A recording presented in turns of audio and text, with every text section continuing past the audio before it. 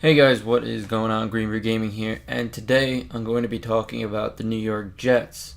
So the Jets have announced over the last couple of days that they're going to part ways with wide receiver Eric Decker, and they have already released David Harris.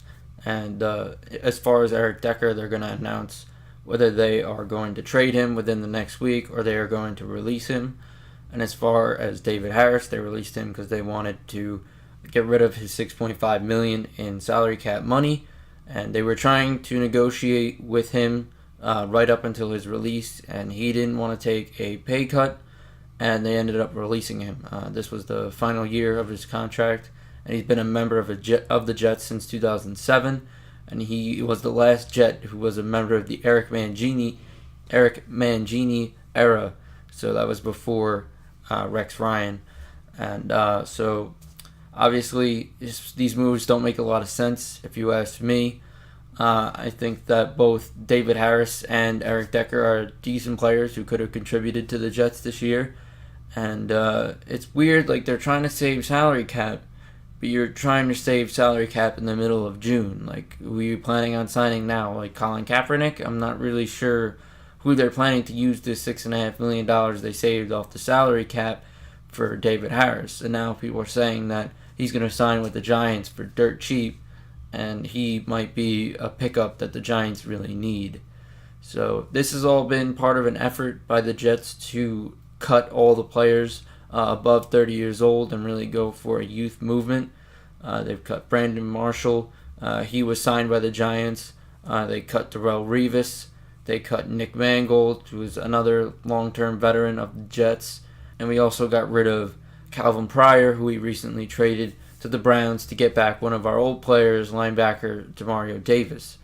So I'm not sure if that was the best value we could get for Calvin Pryor, but it is the trade that we did with the Browns recently. Been one of the many moves we've been making. The Jets have been probably the most active team in June, and now because of these moves that the Jets are making, reporters have actually been asking the Jets, "Are you tanking?" Because it's pretty bad when you have to answer questions about whether you're trying to intentionally tank your own team, but it has been asked. This is part of a ESPN article that I'm going to link down in the description, but I want to read you a little bit of it about the team tanking. McCagnon insisted the Jets aren't giving up on the season. It's going to be a competitive roster, he said. There will be a lot of opportunities for a lot of players on this roster. We are doing things that we feel are going to help the organization both short-term and long-term. And then it goes on to talk about how the Jets' top receivers now are Quincy Enunwa and Robbie Anderson, who have a combined 122 career catches, which is less than Eric Decker has over the past 3 seasons. So, I don't know. I don't really agree with these moves. Apparently, we reached out to Steve Smith on Tuesday, seemingly out of, quote, due diligence to gauge his interest in returning to the field, but Smith told the Jets he was not interested. So why are you going after Steve Smith when we already have Eric Decker on the roster? I'm not really sure why we're doing this, but it's a thing that we are doing. I want to know what you guys think about all this. Obviously, a youth movement is a good idea. We had a fairly old team last year. I'm going to read out to you the last remaining players we have over 30 on the Jets right now. The only 4 players over 30 that we have on the roster are Josh McCown, Tanner Perdum, who's a long snapper, Matt Forte, who's a running back, and Steve McClendon, who is a DT. And those are the only players over 30 we have left. So I'm not sure whether this was a good idea. I think the Jets had already kind of tanked this year, but I think this last 2 moves that we made recently kind of puts the nail in the coffin in terms of sealing the deal for this season. I'm not really sure. We're saving $13.75 million in cap room between Harris and Decker. Is the cap room worth it? I'm not really sure. I don't know. I don't feel like we're going to make anything up for this cap room. And people are saying that this is Todd Bowles' make or break year, along with Mike McCagnon, who is the general manager.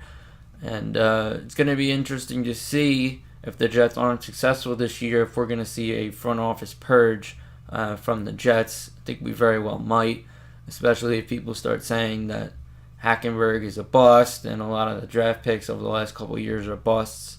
and we might be bringing in a new head coach. So we'll see how all this goes. I want to read you about the Jets' roadmap to an 0-16 season. People are already starting to predict how the Jets are going to lose each and every week.